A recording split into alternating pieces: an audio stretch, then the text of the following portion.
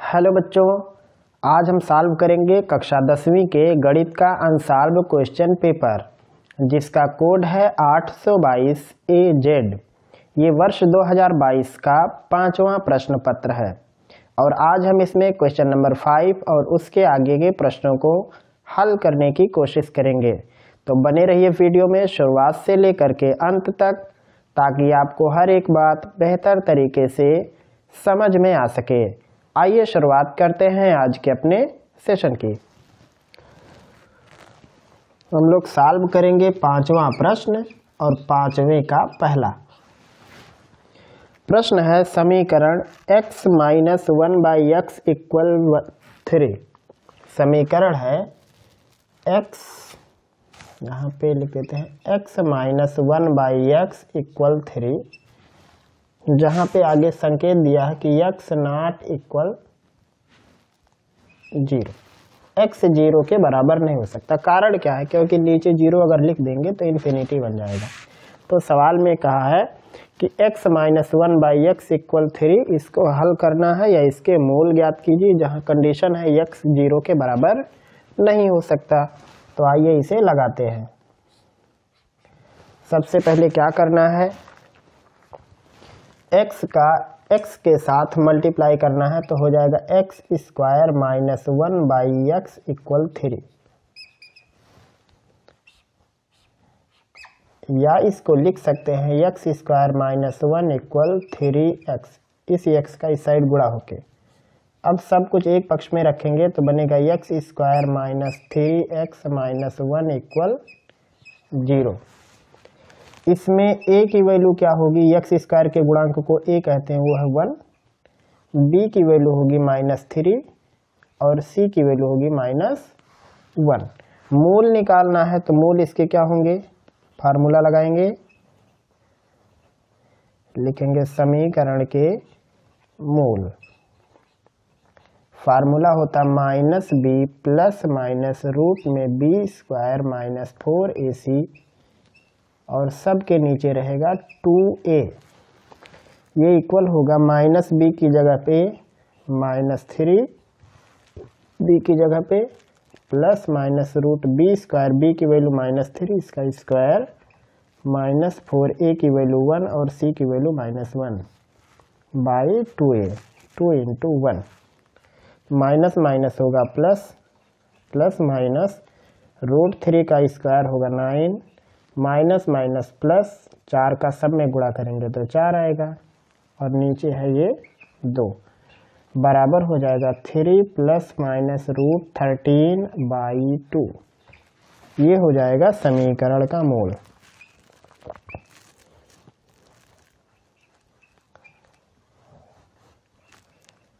समीकरण के मूल ये हुआ इस प्रश्न का सॉल्यूशन। सिंपल आपको इसे क्वाड्रेटिक इक्वेशन में कन्वर्ट कर देना है, यानी द्विघात समीकरण में बदल देना है। फिर उसके बाद समीकरण को हल करने का जो फार्मूला होता है उसमें रख देना है, जो भी आएगा उत्तर आएगा। अब उसके बाद दूसरा प्रश्न अभी लगा देते हैं, फिर एक साथ कॉपी पे छापिए। 5वें का दूसरा प्रश्न है एक समकोण त्रिभुज में सिद्ध कीजिए कि कर्ण का वर्ग शेष दो भुजाओं के वर्गों के योग के बराबर होता है। तो सबसे पहले ट्रायंगल बनाएंगे, थोड़ा दूर बनाते हैं इसे। जैसे मान लो ये हमने बना लिया ट्रायंगल, नाम लिख देते हैं ABC। तो इसमें क्या प्रूफ करना है? इसमें सिद्ध करना है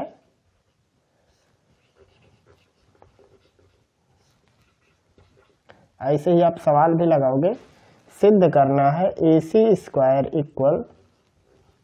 AB² प्लस BC², या कह सकते हो कर्ण का स्क्वायर इक्वल शेष दो भुजाओं के वर्गों का योगफल। तो अब इसे प्रूफ करने के लिए क्या करना होगा, आपको यहाँ से एक लंब कर्ण पर डाल देना है। जैसे मान लो हमने ये लंब खींच दिया BD, तो हम हेडिंग डाल रहे हैं उत्पत्ति, यानी कैसे प्रूफ करेंगे। लिखेंगे समकोण त्रिभुज ABC में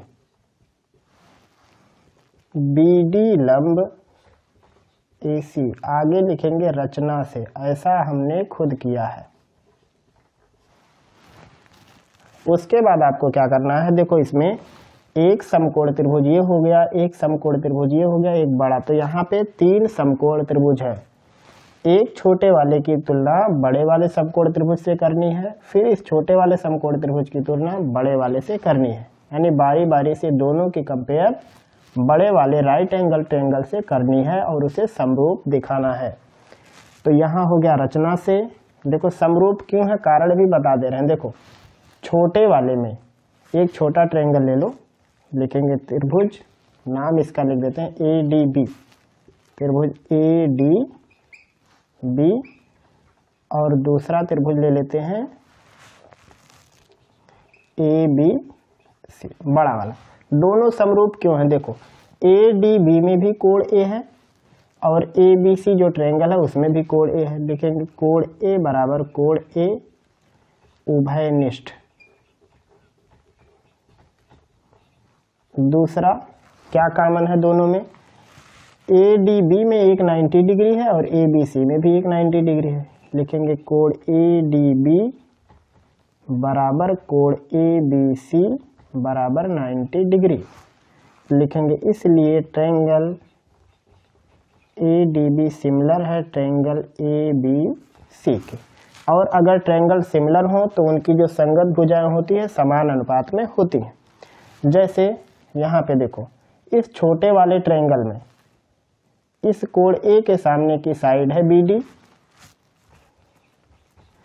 और बड़े वाले ट्रायंगल में कोण A के सामने की साइड है BC। छोटे वाले ट्रायंगल में 90 के सामने है AB और बड़े वाले ट्रायंगल में 90 के सामने है AC। ये हो गया। छोटे वाले ट्रायंगल में जब आप ये वाला कोण लोगे, मान लो हमने उसको ये निशान बना दिया ये, तो ये वाला जो कोण है ये है, इसके सामने साइड पड़ेगी AD। तो अब ये किसके बराबर होगा, ये होगा इसके बराबर। क्यों होगा, कारण देखो ये दोनों कोण अगर बराबर हैं तो बचा हुआ तीसरा कोण भी बराबर होगा। ये दोनों में था कॉमन 90-90, तो बचा यही वाला छोटे का, तो ये दोनों आपस में बराबर होंगे। तो इसके सामने पड़ा है AD और इसमें इसके सामने है AB। यहाँ से निष्कर्ष क्या निकला, अगर आप ये दोनों केवल ले लो, AB बाई AC इक्वल होगा AD बाई AB। यहाँ से लिख सकते हैं AB का AB में गुणा करके होगा AB स्क्वायर इक्वल AC का AD में गुणा AC इंटू AD। इसको एक समीकरण मान लेते हैं। अब अगला आपको क्या करना है, इस छोटे वाले को बड़े वाले के समरूप दिखा देना है। लिखेंगे इसी प्रकार, चाहे तो आप उसमें भी लिखो कि कौन कौन कोण बराबर है, हम बता भी दे रहे हैं। देखो इस छोटे वाले का ये कोण C और बड़े वाले में कोण C कॉमन है। छोटे वाले में ये 90 डिग्री और बड़े वाले में भी 90 डिग्री। तो लिखेंगे इसी प्रकार कोण CDB समरूप होगा CBA के। CDB CBA नाम सही लिखना, इसमें कोण C है, इसमें भी कोण C पड़ेगा तो वो पहले हुआ। फिर इसमें हमने D लिया 90, तो बड़े वाले में बीच वाला भी 90 है, तो नाम आपको सेम सेम लिखना है। तो यहाँ भी करस्पॉन्डिंग साइड बराबर होगी। क्या होगा, देखो इसमें C के सामने, छोटे वाले में C के सामने है BD, बड़े वाले में C के सामने है AB, छोटे वाले में D के सामने है BC और बड़े वाले में जो 90 डिग्री है उसके सामने है AC। फिर उसके बाद बचा ये वाला कोण, ये, तो ये वाला कोण और ये वाला कोण दोनों एक ही है, तो इसके सामने का कोण जो साइड पड़ेगा वो होगा CD और इसमें जो साइड पड़ेगा वो है BC। इन दोनों को फिर से साथ में ले लो, BC by AC equal CD by BC, या यहाँ पे देखो BC का BC में गुणा कर देंगे तो होगा BC स्क्वायर, इधर बनेगा AC इंटू CD। ये हो गया समीकरण नंबर 2। दोनों को आपस में जोड़ दो। तो जब दोनों को जोड़ोगे 1 को 2 के साथ कंबाइन करोगे तो आएगा AB square plus BC square equal होगा, जब दोनों जोड़ेंगे तो दोनों में AC कॉमन है, ये बाहर होगा, अंदर रहेगा AD प्लस CD। देखो AC दोनों में कॉमन बाहर हो जाएगा, AD प्लस CD, और AD और CD मिला के ये AC है तो ये होगा AC इंटू AC, और AC इंटू AC को लिख सकते हैं AC स्क्वायर, और यही आपको प्रूव करना था। तो इस प्रकार से सत्यापित होता है कि समकोण त्रिभुज में कर्ण का स्क्वायर शेष दो भुजाओं के स्क्वायर का योगफल होता है। तो ये हुआ क्वेश्चन नंबर 5 का फर्स्ट और सेकंड पार्ट। उम्मीद है आपको समझ में आ गया होगा। कोई भी परेशानी रहेगी तो आप ज़रूर बताएंगे, तब तक आप इन्हें छापिए। अगला प्रश्न देखिए 5वें का तीसरा पार्ट। प्रश्न है निम्नलिखित बारंबारता सारणी का माध्य ज्ञात कीजिए। माध्य मतलब समांतर माध्य, यही निकालना है। हम टेबल बना रहे हैं इसमें।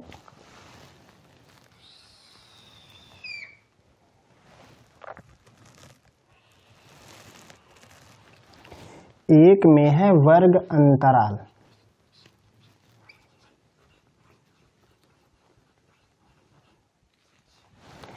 और एक में है बारंबारता।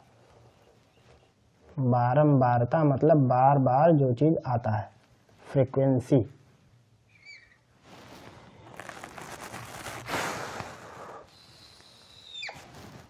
बारंबारता दिया है 500 से शुरू, वर्ग अंतराल 500 से शुरू होकर 520 तक।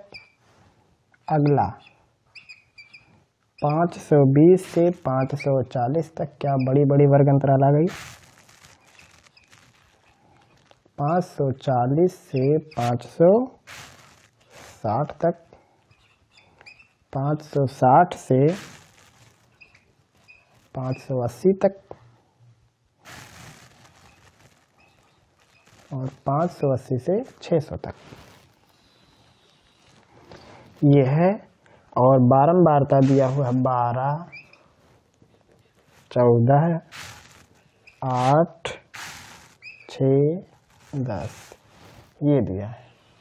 तो जब भी वर्ग अंतराल हो, जिसे हम लोग बोलते हैं वर्गीकृत आंकड़ों के समांतर माध्य, तो जब इनका निकालना हो तो सबसे पहला काम आपको करना रहता है पद निकालना रहता है।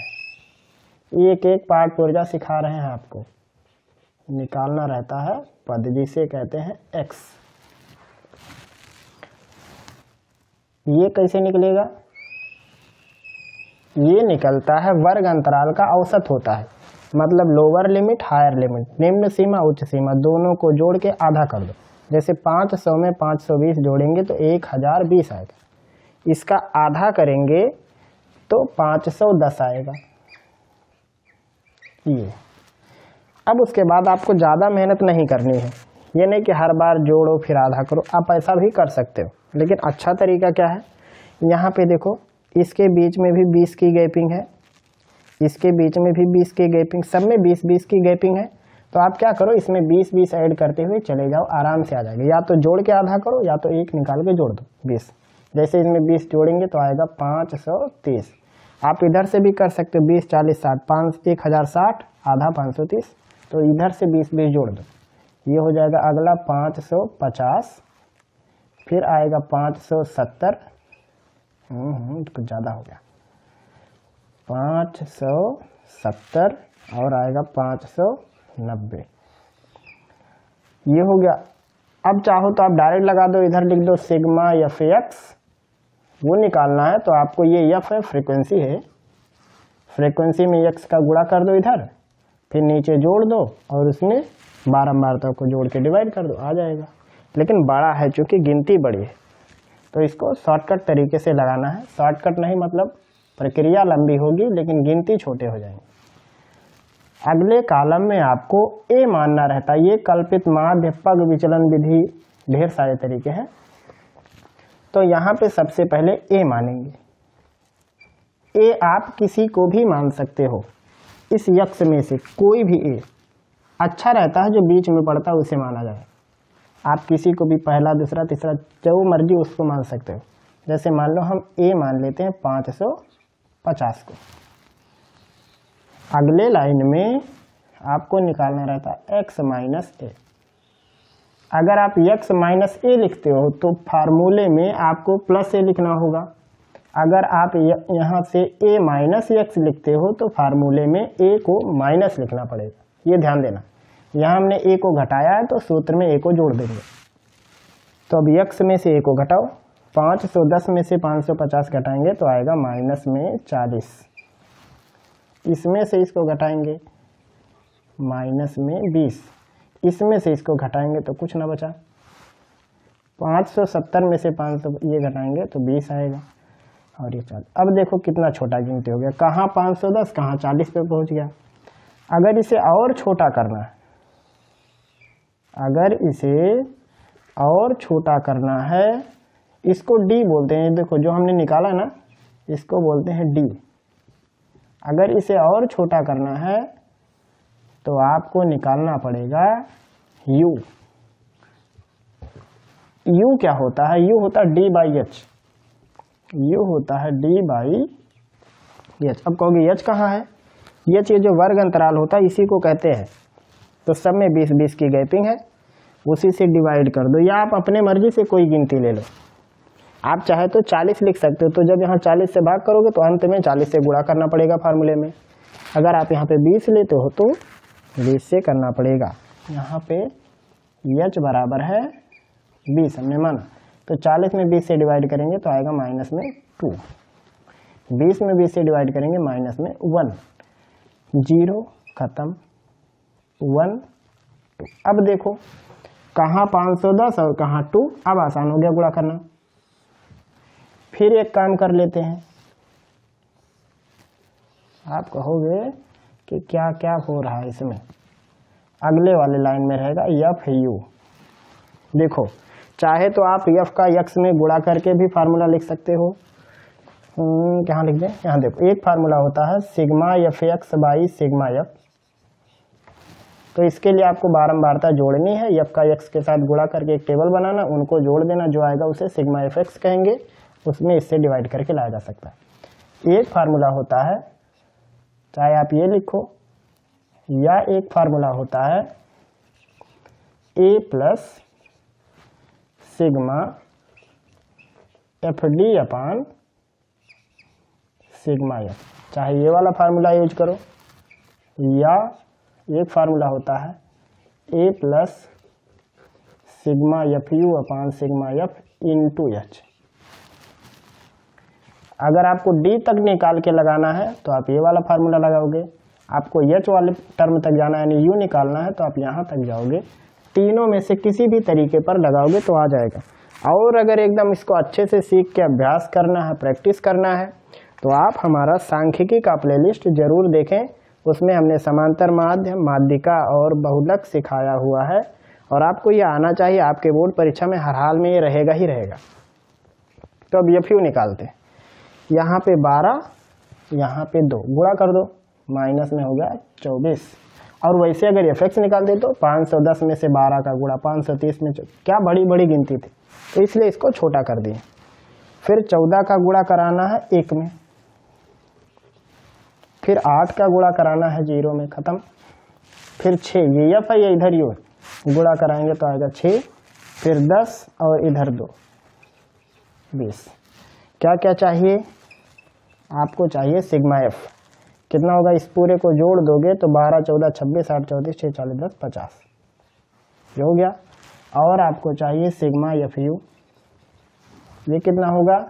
देखो 20, 6, 26, 26 में से 24 घटाएंगे तो आएगा 2 प्लस में, तो ये पूरा हल वल होके आएगा माइनस में 12। अब फार्मूला लगाना है समांतर माध्य का, वो लास्ट वाला समांतर माध्य। बराबर फार्मूला क्या लिखेंगे? A plus sigma F U upon sigma F into H. देखो यहाँ पे हमने ए को प्लस चिन्ह के साथ क्यों लिखा, क्योंकि यहाँ पे हम ए को घटाए थे। अगर आप यहाँ पे ए माइनस एक्स लिखते तो यहाँ पे ए के आगे का चिन्ह माइनस होता। ये बात आपको ध्यान रखनी है। तो अगर आप इस टाइप से निकाल लो तो यहाँ पे यही फार्मूला लगेगा। सारी वैल्यू रखो, ए की जगह पे 550 प्लस सिग्मा एफ यू की वैल्यू है माइनस में 12, सिग्मा एफ का 50 और एच का मान है 20। ये 0 0 कट जाएगा और 2 से गुणा हो जाएगा, 12 दूनी 24, यानी 550 ऋण 24/5 बराबर होगा 550 ऋण 5 से भाग करेंगे तो आएगा 5 चौको 20, 4 बचेगा, 5 अठे 40। और अगर घटा दिए तो क्या आएगा, यहाँ आएगा 2, 9 में से 4 जाएगा 5, ये 4 हो जाएगा और 5, यानी 545.2। ये हो जाएगा समांतर माध्य। इसे माध्य भी बोलते। तो ये हुआ इस प्रश्न का उत्तर। उम्मीद करता हूं कि आपको ये लगाने जरूर आ गया होगा। तब तक आप इसे अपने कॉपी पर छापिए। अगला प्रश्न 5वें का चौथा खंड है और इसमें भी 2 पेपर बनाने वाले भी परेशान करना नहीं छोड़ते।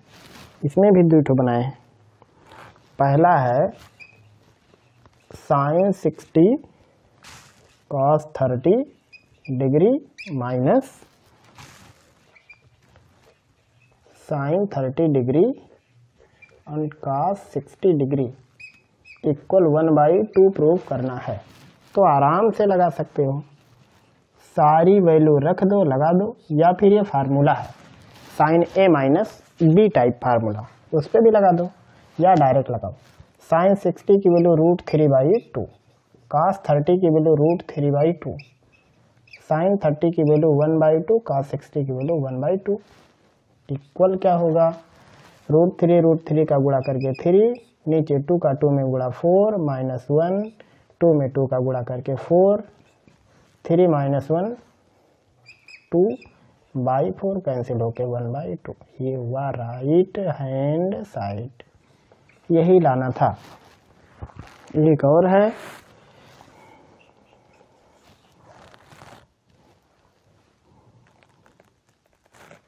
प्रश्न है tan 52 degree tan 60 degree tan 38 degree और tan 30 डिग्री बराबर 1 प्रूव करना है। कैसे लगाएंगे इसको, तो क्या करना है आपको, सबसे पहले इसको पूरक कोणों पर सोचना है कि क्या वो है कि नहीं। पूरक कोण कैसे पहचानेंगे, अगर 2 कोणों को जोड़ दो 90 डिग्री हो जाए तो वो पूरक कोणों पर ही आधारित सवाल होते हैं अक्सर। जैसे हम 52 के साथ 38 को मिलाएंगे तो 90 हो जाएगा, 60 के साथ 30 को मिलाएंगे तो 90 हो जाएगा आराम से। तो जो 90 डिग्री जोड़ने पर होते हैं उनको एक कोष्ठक में लिख लेते हैं, इसको एक साथ, अब बाकी नमूनों को अलग। इसको चाहो इनकी वैल्यू रख के भी आप लगा सकते हो, tan 60 की वैल्यू √3, इसकी वैल्यू 1/√3। लेकिन इसका क्या करेंगे, इसमें कन्वर्ट करना होता है। जैसे हम tan 52 को क्या लिख सकते हैं, लिख सकते हैं 90 डिग्री माइनस 38, 90 में से 38 घटाएंगे तो 52 आएगा, इंटू tan 38।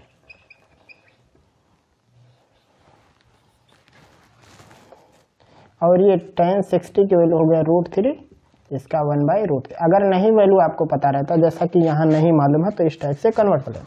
आप 60 को लिखोगे tan 90 माइनस 30, उसके बाद एक को छोड़ देना। अगर आप वैल्यू नहीं रखना चाहते हो तो tan 90 माइनस थीटा की वैल्यू होती है cot थीटा टाइप, यहाँ पे थीटा की जगह 38 है, इंटू tan 38 डिग्री, ये कैंसिल होके खत्म हो गया ये और ये, और cot थीटा tan थीटा 1 होता है। तो इसमें 2 फार्मूले यूज हुए, कौन कौन, यहाँ लिख देते हैं, यही लिख। एक यूज हुआ है tan 90 degree minus theta equal cot theta, एक ये यूज हुआ, और दूसरा यूज हुआ है tan theta into cot theta. Formula क्या, इसको सर्वसंख्या मान लो 1। ये दो लोग लगे हैं इसको हल करने में, तो यही है राइट हैंड साइड, यही आपको करना था। फटाफट इसको छापो, फिर अगला सवाल लगाना शुरू करते हैं। अगला प्रश्न है 6वें का पहला पार्ट। प्रश्न है निम्नलिखित बंटन की माध्यिका ज्ञात करो। चार्ट इसमें भी बनाना पड़ेगा। एक में है वर्ग अंतराल, बोले तो क्लास इंटरवल,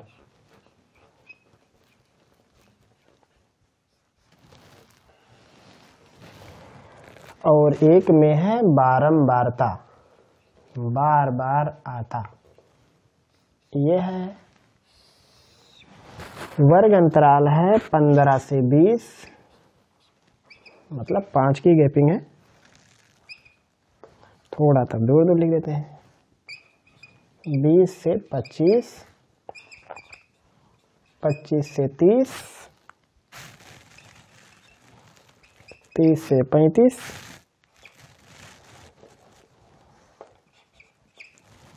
35 से 40,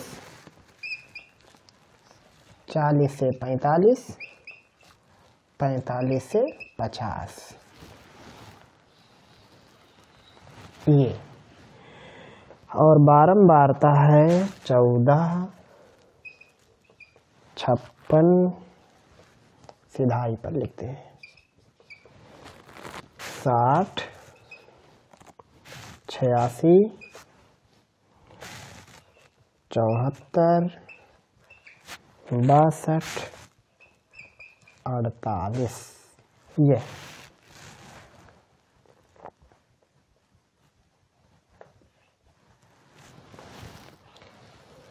माध्यिका निकालना है, तो इसमें तो समांतर माध्य से कम मेहनत होता है।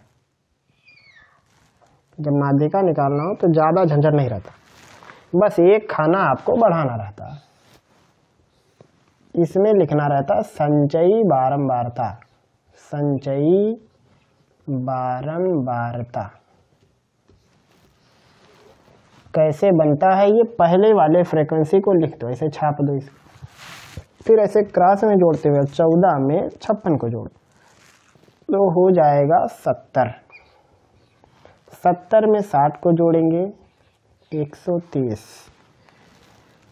फिर इसको जोड़ो तो कितना आएगा, 8 3 11 1 1 2, 216। फिर इसको जोड़ो तो कितना आएगा, 6 4 10, 7 1 8 9, 290। फिर इसे जोड़ो तो हो जाएगा 2 9 6 15 3, 352। फिर इसे जोड़ो तो हो गया 400। अरे वाह, क्या गिनती है।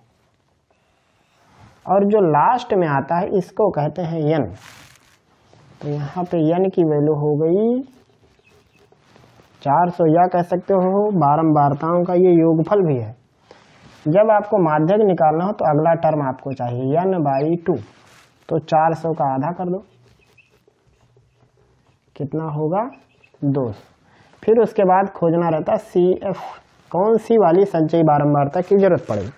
तो जो ये आपका n/2 आता है, या बारंबारताओं का औसत योगफल का, ये इसको देखना है कहाँ। तो ऊपर से आरोही क्रम में खोजते हुए चलो, तो 216 के भीतर ही 200 पाया जाएगा।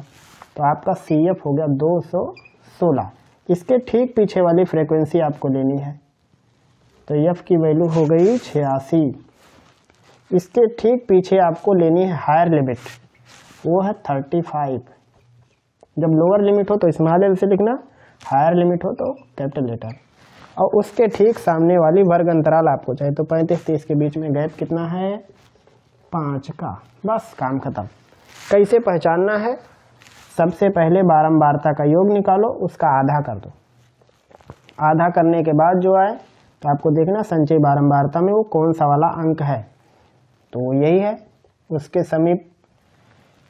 तो ये CF उसके ठीक पीछे, F उसके ठीक पीछे, L उसके पास, आराम से खोज लेना। और माध्यक का हम फार्मूला बता रहे हैं। मस्त फार्मूला है ये, इस हिसाब से लगाओगे तो आसान रहेगा, नहीं तो भटकोगे, कहीं ये कहीं ये कहीं ये, ऐसे कुल ऐसे जिग जैग मोशन। माध्यक का फार्मूला आप ये यूज करोगे, L minus CF minus N/2/F into H। ये सुंदर फार्मूला लगाना है। L की जगह पे 35 माइनस CF की जगह पे 216, N/2 की जगह पे 200, F की जगह पे 86, H की जगह पे 5 बराबर होगा 35 ऋण 216 में से 200 घटाएंगे तो आएगा 16, नीचे है 86, यहाँ पे गुणा करना है 5 से तो हो गया 35 ऋण 16 का 5 में 80 बटे 86 बराबर, इसको चाहे तो काट सकते हैं 2 तो हो जाएगा ये 35 ऋण 40 बटे 43। चाहे तो इसे दशमलव में बदल लो, चाहे तो सही बटे में कन्वर्ट, दशमलव में ही बदलते हैं। कितना आएगा ये, चाहे दशमलव में बदलो या सही बटे में बदलते हैं ना, काफी मेहनत में तो हो जाएगा। 35 को ऐसे लिख देंगे 34 धन 1 ऋण 40 बटे 43। 43 सेकंड में 43 में से 40 घटाएंगे तो क्या आएगा, ये हो जाएगा 34 धन 43 ऋण 40 बटे 43। 34 धन 43 में से 40 घटाएंगे तो आएगा 3 बटे 43। इसको लिख सकते हैं 34 सही 3 बटे 43 आंसर। ये हो गया माध्यक। चाहे दशमलव में बदल दो, 3 में 43 से भाग कर दो, आगे लग जाएगा, या फिर 40 में 43 से भाग करो, जो आएगा 35 में से घटा देना। तो चाहे तो दशमलव में बदलो, चाहे ऐसे देखो, ये वाला ज़्यादा बेहतर हमें लगा तो हमने इसको ऐसे ही लगा दिया। चाहे तो आप ऐसे कर सकते हो, 35 का 43 में गुणा, फिर जो आएगा उसमें से 40 घटाओ, फिर 43 से भाग करके सही बटे बनाओ। तो ज़्यादा तामझाम है, परीक्षा में इतनी फुर्सत तो है नहीं आपको, तो ऐसे करो, 35 को लिख दो 34 धन 1, 43 सेकंड में 43 में से 40 गया 3 तो हो गया 34 सही 3 बटे 43। तो ये हुआ क्वेश्चन नंबर 6 के फर्स्ट पार्ट का सोल्यूशन। लगाओ इसे। अगला सवाल देखो, 6वें का दूसरा प्रश्न। प्रश्न है 10 मीटर ऊंचे भवन के शिखर से केबल टावर के शिखर का उन्नयन कोण 60 अंश है। तो जब भी टावर घर की बात हो तो टावर बड़ा बनाओ, बना देते हैं, मान लेते हैं कोई टावर और एक घर, इसके सामने छोटू सा, ये मान लो घर है छोटू सा ये भी, ये है भवन, ऊंचाई है 10 मीटर और ये है घर नहीं सॉरी टावर CD। तो मान लेते हैं, माना भवन की ऊंचाई AB है और ये है 10 मीटर और टावर की ऊंचाई ये है CD जो कि निकालना है। तो सवाल में कहा भवन के शिखर से टावर के शिखर का उन्नयन कोण 60 अंश, ये वाला, ये दिया है 60 अंश और उसके आधार का अनुमान कोण 45 अंश। यहाँ से जब आधार को देखते हैं तो अनुमान कोण मिलता है 45 डिग्री, मतलब ये वाला एंगल है, तो ये और ये दोनों तो बराबर ही होंगे, नमूने हैं दोनों। जब दो रेखाएं समांतर हो उनको तीसरी रेखा काट दे तो एकांतर कोण बराबर होते हैं, इसलिए ये और ये बराबर। तो अगर AB है बराबर है तो ये वाली भी बराबर होगी, तो यहाँ पे लिखेंगे AB बराबर है CE के, AB बराबर है CE के बराबर है 10 मीटर। तो एक समकोण त्रिभुज है, ये नाम क्या है, समकोण त्रिभुज है BEC। इसमें लिखेंगे tan 45 डिग्री बराबर इसका लंब है CE और आधार है BE। tan 45 का मान 1, CE का मान 10, BE निकालना है, तो BE बराबर हुआ 10 मीटर। एक तो हो गया। अगला का ये वाला लेना है समकोण त्रिभुज। समकोण त्रिभुज BED में tan 60 डिग्री बराबर होगा, लंब उसका है DE और आधार है BE। tan 60 की वैल्यू √3 DE, छोड़ दो, BE 10 है, तो यहाँ से मिल गया DE बराबर 10 करड़ी में 3। अब टावर की ऊंचाई निकालना है, CE पहले से मालूम, DE चाहे तो यहाँ पे मान रख दो, सवाल में चूंकि दिया हुआ है √3 का मान 1.73, तो यहाँ पे रख देते हैं, होगा 10 गुणे 1.73 बोले तो 17.3 लिखेंगे। इसलिए टावर की ऊंचाई CD बराबर CE धन DE। CE का मान 10 और DE निकाल दिए हैं 17.3 बराबर हो जाएगा 27.3 मीटर, यानी टावर 27.3 मीटर ऊंचा है। ये हुआ क्वेश्चन नंबर 6 के दूसरे खंड का सॉल्यूशन।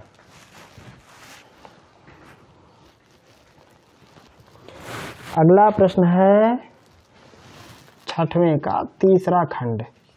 प्रश्न है निम्नलिखित समीकरण के युग्म को वज्र गुणन विधि से हल करो।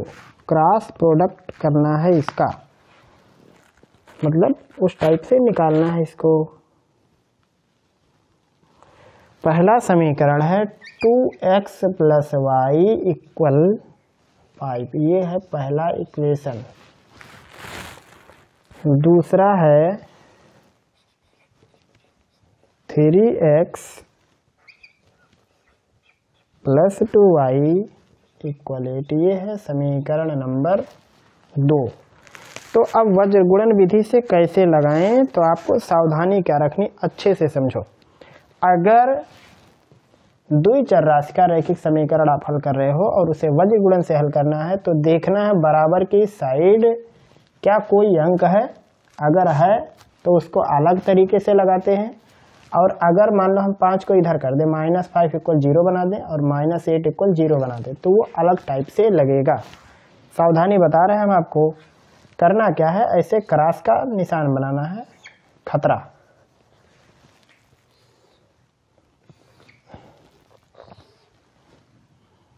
बन गया। आपको लिखना है x y। अब यहाँ पे यही है मेन टर्म। अगर दायां पक्ष 0 है या कोई भी एक पक्ष 0 है द्विचर राशि के रैखिक समीकरण, तो यहाँ पे आपको लिखना रहेगा 1, और अगर दायां पक्ष 0 नहीं है तो यहाँ पे लिखोगे -1। ये बात ध्यान में रखो अच्छे से। अगर दायां पक्ष 0 है तो उधर 1 रहता है, नहीं है तो -1, तो इसमें नहीं है। अगर आप इधर पक्षांतर कर लोगे तो 1 यूज होगा, अच्छे से दिमाग में डाले रहना। अब क्या करना है, यहाँ पे आपको वैल्यू लिखनी है, तो x वाला छोड़ दो, x है तो x से नहीं शुरू करना है, आपको y से शुरू करना है। तो y का गुणांक है 1, यहाँ y का गुणांक है 2। अब y के बाद यहाँ नंबर लगेगा, ये है 5 और 8। अब y है तो y वाले को छोड़ दो, तो ये हो गया 5 और 8 इधर हो ही गया, बचा 2 और 3। जब y वाला लेना है तो आप लिखोगे 5 है 2 3 उसके अगल बगल। जब आपको x लेना तो 2 ये वाला y वाला और इधर वाला। देखो कैसे करना है, चक्रीय क्रम चल रहा। आपने इसको लिया जब तो 1 2 5 8 ये हो गया, फिर आपको ये वाला लिख देना है और उसके बाद बचा -1 वाला। तो जो सबसे शुरू में है वो लास्ट में। ये है वज्र गुणन टाइप। सबसे पहले x और x के गुणांक से शुरू नहीं करना है, y का गुणांक फिर अचर पद फिर x का गुणांक फिर अचर पद। उसके बाद आसान काम हो गया। चाहे तो ऐसे एरो लगा दो कि किधर की दिशा में गुणा करना है। x के नीचे 1 का गुणा करके 8 आएगा 1 में, फिर इधर से जाते समय माइनस लगाना है, 2 पंचे 10 बराबर y बटे 5 के नीचे 3 15, सॉरी 5 के नीचे नहीं 5 से गुणा, इधर से जाते समय माइनस लगाना, 8 दूनी 16, -1 अपान 2 दूनी 4 और 3 एकन्ने 3। तो ये हो गया x बटे 10 में से 8 जाएगा -2, y बटे 16 में से 15 जाएगा -1 बराबर 1 बटे 1। एक बार x बटे -2 को इसके बराबर लिखो, एक बार इसको लिखेंगे x बटे -2 बराबर -1। तो यहाँ से x बराबर आएगा 2, इधर गुणा होगा। एक बार इसको इसके बराबर लिख दो, तो यहाँ से y बराबर आएगा 1। तो यही हुआ इसका उत्तर। अब आपने सही लगाया कि नहीं उसको इसमें रख के चेक करो। x की जगह पे 2 रखना है, y की जगह पे 1, तो हो जाएगा 2 गुणे 2 धन 1, 2 दूनी 4 1 5, तो दाएं तरफ 5 है। इसमें भी रख के देखो, 2 3 6, उल्टा कर दिए। 3 गुणे x की जगह पे 2 धन 2 गुणे y की जगह पे 3 दूनी 6, तो 1 अन्नम 2 बराबर 8। तो ये भी सही है। तो ऐसे लगाना है। अगर दायां पक्ष 0 होगा तो इधर रहेगा 1 और नहीं 0 है तो -1, और सभी गुणांकों को चिन्ह सहित रखना है। यहाँ पे चूंकि सभी में प्लस प्लस का साइन था तो प्लस छाप दिए। इधर से जाते समय गुणा कर देना, इधर से जाते समय गुणा कर देना, और दोनों के बीच माइनस। तो ये हुआ क्वेश्चन नंबर 6 के थर्ड पार्ट का सोल्यूशन। छापो। अगला प्रश्न है 6वें का चौथा प्रश्न है 5 सेंटीमीटर, 6 सेंटीमीटर, 6.5 सेंटीमीटर भुजाओं वाले त्रिभुज की रचना करो। फिर एक और त्रिभुज बनाओ और संगत भुजाओं में 2:3 का होना चाहिए। तो ये रचना का प्रश्न आप जरूर करना, नहीं कर पाना तब हम आपको बता देंगे। कंस्ट्रक्शन का सवाल है इसलिए इसे छोड़ दे रहे हैं हम।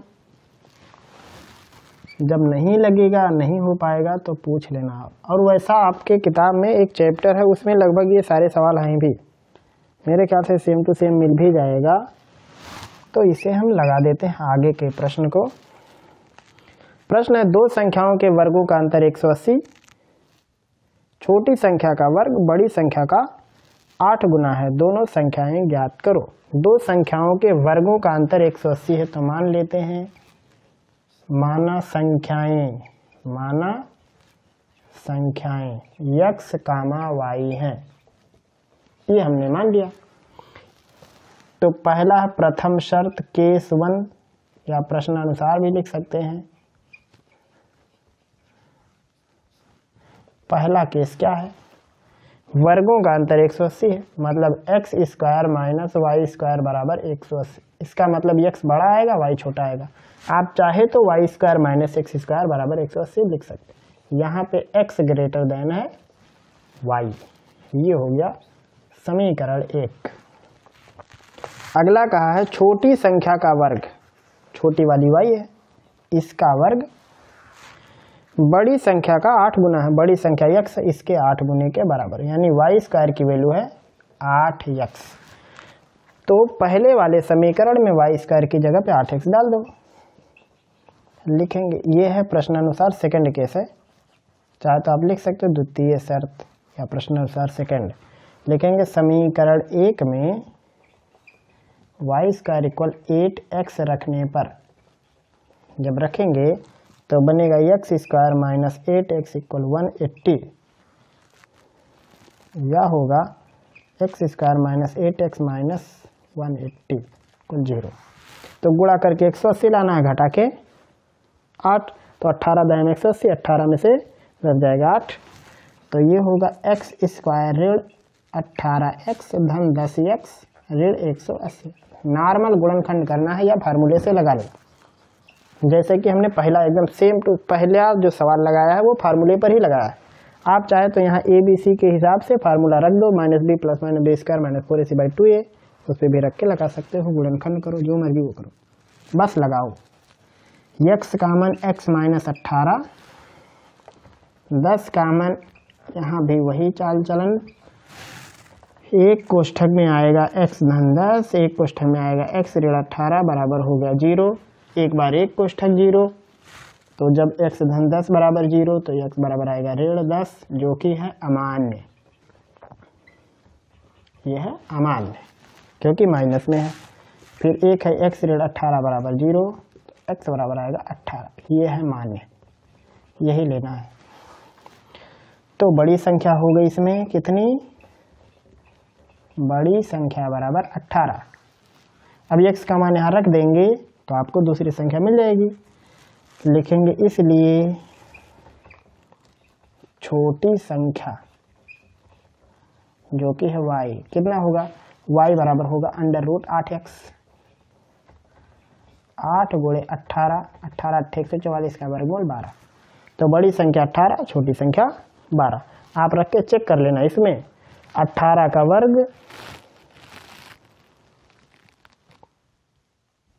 324 और 12 का वर्ग 144, घटा दोगे तो आ जाएगा।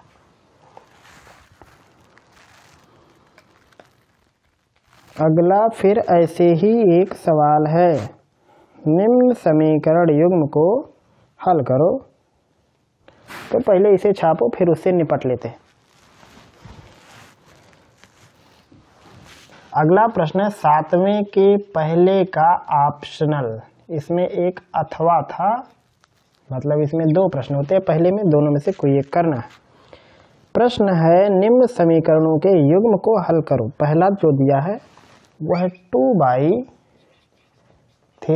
+ y + 1/3x - y = 1। यह है एक समीकरण।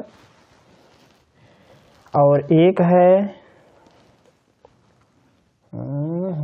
इधर लिख देते हैं, कहीं भी जिधर जगह रहेगा उधर लिख लेंगे। यह 3x + y - 2/3x - y equal है -3/4। तो इसको हल करना है। देखो, चाहे तो आप इसे सबसे पहले इधर इसका गुणा इधर उसका गुणा फिर दोनों का गुणा x² y² टाइप कन्वर्ट करके इसको लगाओ। लेकिन सबसे अच्छा है इसको रैखिक समीकरण में कन्वर्ट ही कर दो डायरेक्ट, जिसको बोलते हैं समानीत करके हल करना। तो यहाँ भी देखो, इसके नीचे 3x + y, दूसरे में भी वही है, इसमें भी 3x - y है, इसमें भी वही है। तो मान लेते हैं, इसमें लिखेंगे माना 1/3x + y बराबर मान लो है a और 1/3x - y ये बराबर है b। ऐसा हमने मान लिया। तो अब हमारा समीकरण कैसा होगा, समीकरण हो जाएगा इस पूरे की जगह पे जब a छापेंगे तो बनेगा 2a, ये बनेगा b = 1।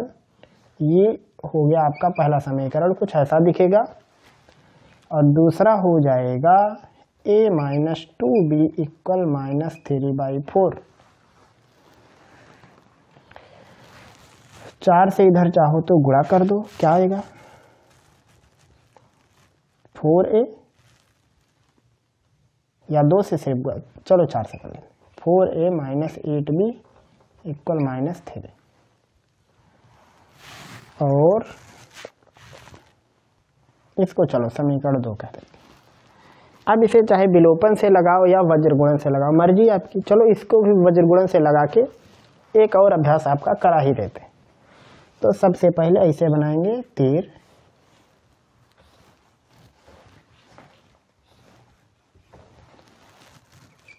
a b। अब यहाँ भी देखो बराबर के इधर गिनती है तो यहाँ -1 लिखना, नहीं रहेगा तो 1 लिखना।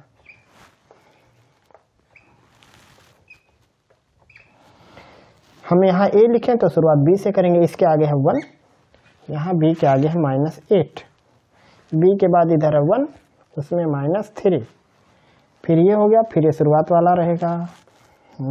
देखो 1 इसका लिया है, इसका -8, फिर इसका 1, इसका -3, फिर रहेगा 2 और रहेगा 4। पहले y का गुणांक, फिर अचर पद, फिर x का गुणांक। y देखो, y का गुणांक, अचर पद, x का गुणांक, फिर जो शुरू में है वो लास्ट में, शुरू में है 1 और -8। इतना काम करने के बाद आप लिखोगे कुछ यूं, a/, इधर से गुणा करते जाओ, 1 का गुणा ऋण 3 में ऋण 3, इधर से जाते समय माइनस लगा देना, तो इधर माइनस आएगा पहले से, 1 माइनस लगाना तो प्लस, 8 × 8 = b।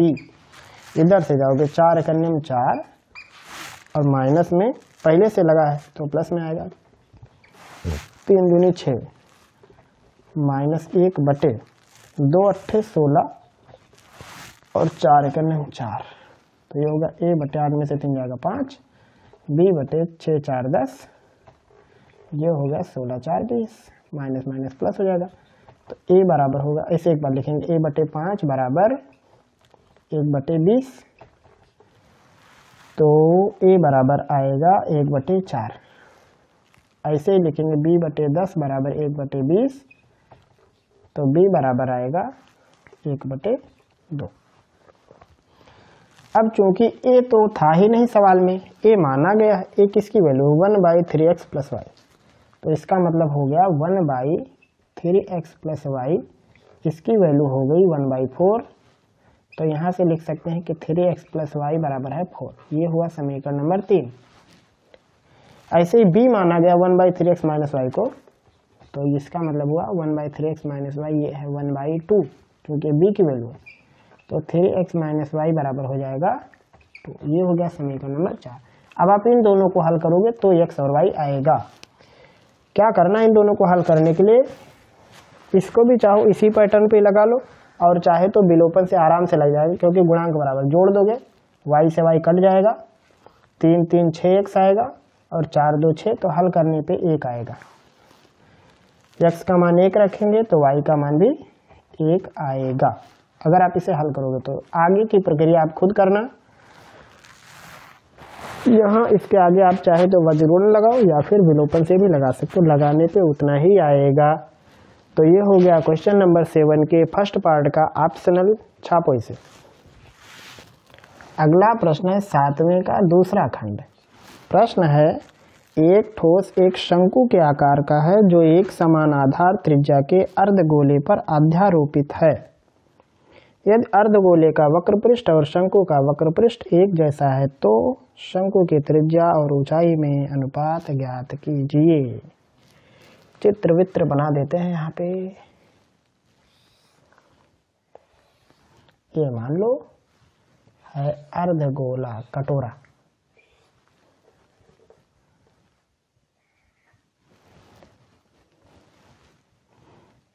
और ये है उसके ऊपर शंकु, ये उसकी ऊंचाई, ये त्रिज्या आर एच। तो मान लेते हैं, सबसे पहले माना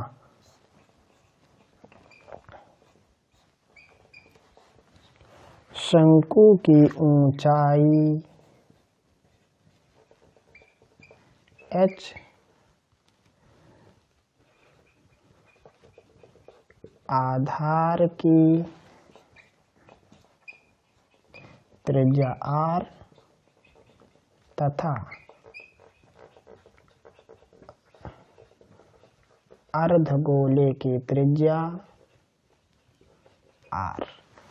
अर्धगोला और इसका दोनों आरोप, क्योंकि अध्यारोपित मतलब उसी के ऊपर ठीक पड़ा, ढक गया, तो जितना नीचे के शंकु का क्षेत्रफल होगा उतना ही ऊपर अर्धगोले का होगा। तो इसमें कहा है दोनों का वक्रपृष्ठ समान है, तो लिखेंगे प्रश्नानुसार दिया हुआ है शंकु का वक्रपृष्ठ, ये बटे का चिन्ह नहीं है, मिटा देते हैं, ये तो पता चला हुआ। शंकु का वक्रपृष्ठ बराबर अर्धगोले का वक्रपृष्ठ। शंकु के वक्रपृष्ठ का फार्मूला पाई आर एल, अर्धगोले के वक्रपृष्ठ का फार्मूला 2 पाई आर स्क्वायर।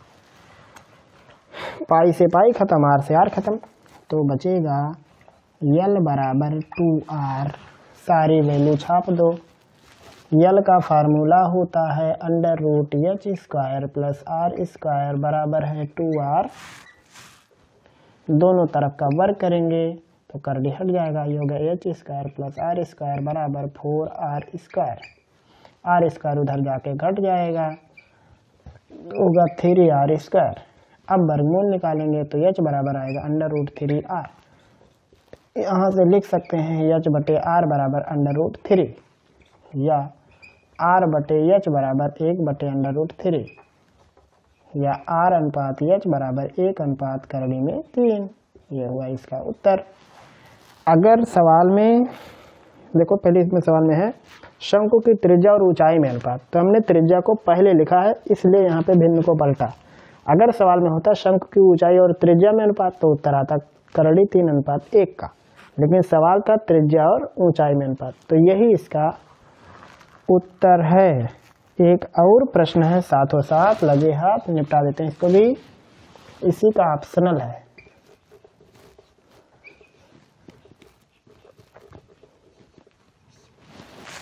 प्रश्न है 12 सेंटीमीटर, 16 सेंटीमीटर, 20 सेंटीमीटर व्यास वाले धातु के 3 गोलों को गला के एक बड़ा गोला बनाया गया, इसका व्यास बताओ। तो यहाँ पे लिखेंगे 3 छोटे छोटे गोले हैं, एक है 12 सेंटीमीटर, उसकी त्रिज्या मान लो, क्योंकि व्यास है तो 12 का आधा 6 सेंटीमीटर होगा। एक छोटा गोला जो दिया है 16 सेंटीमीटर व्यास का, तो 8 सेंटीमीटर का होगा। एक जो गोला दिया है वो 20 सेंटीमीटर व्यास है, तो उसका 10 सेंटीमीटर बनने वाला है। फिर कहा इन सबको गला वाला के एक बड़ा गोला बनाए, तो मान लेते हैं यहाँ पे कि बड़े गोले की त्रिज्या मान लो कि वो R है, या कैपिटल R मान लेते हैं। लिखेंगे इसलिए जब गला दोगे तो लिखेंगे इसलिए बड़े गोले का आयतन।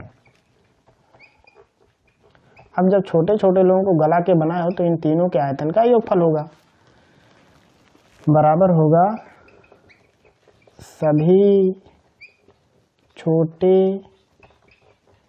गोलों के आयतनों का योग। तो बड़े गोले का आयतन का फार्मूला क्या होगा, 4/3 पाई r क्यूब। एक वाले का होगा 4/3 पाई r1 क्यूब, एक का होगा 4/3 पाई r2 क्यूब, एक का होगा 4/3 पाई r3 क्यूब। सब में से 4/3 पाई उड़ा दो तो r क्यूब बचेगा, r1 क्यूब धन r2 क्यूब धन r3 क्यूब। सारी वैल्यू छापो, r1 की जगह पे 6 का वर्ग, वर्ग नहीं सारी क्यूब, यहाँ 8 का क्यूब और यहाँ 10 का क्यूब। 6 का क्यूब होता है 36 में 6 का गुणा 216, और 8 का क्यूब होता है 512, और 10 का क्यूब 1000। जोड़ेंगे तो हो जाएगा 16, 12, 28, 5, 2, 7, 728, जुटने पर टोटल बनेगा 1728।